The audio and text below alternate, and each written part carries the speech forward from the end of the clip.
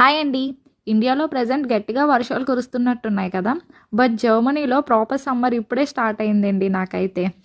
ఇక్కడ ఎండలు ఎంత ఇంటెన్స్డ్‌గా ఉంటాయంటే, ఫర్ ఎగ్జాంపుల్ ఇక్కడ 30 డిగ్రీస్ టెంపరేచర్ ఉందనుకోండి. ఇండియాలో అప్రాక్సిమేట్‌లీ 40 డిగ్రీస్ టెంపరేచర్‌కి ఈక్వల్ అనమాట. అంత హార్ష్‌గా ఉంటదండి ఇక్కడైతే వెదర్.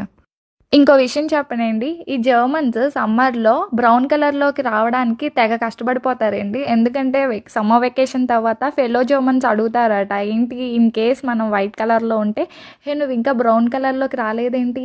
ఏంటి నువ్వు సమ్మర్ వెకేషన్ ఎంజాయ్ చేయలేదా?" అంటారంట. అప్పుడు నేను అనుకుంటుండే ఇండియా వచ్చి కొన్ని రోజులు ఉండండి. మీరేం కష్టపడక్కర్లేదు. స్పెషల్‌గా ట్యాన్ రావడానికి ఆటోమేటిక్‌గా కలర్ చేంజ్ అవుతారని. అండ్ ఇక్కడ సమ్మర్ అంటే ఓన్లీ ఎండల్ని ఎక్స్‌పెక్ట్ చేయకూడదండి. మధ్య మధ్యలో వర్షాలు కూడా కురుస్తా ఉంటాయి ఇన్‌స్టాల్‌మెంట్ పద్ధతిలో. థాంక్స్ ఫర్ వాచింగ్ అండి. ప్లీజ్ సబ్స్క్రైబ్ చేసుకొని లైక్ చేయండి.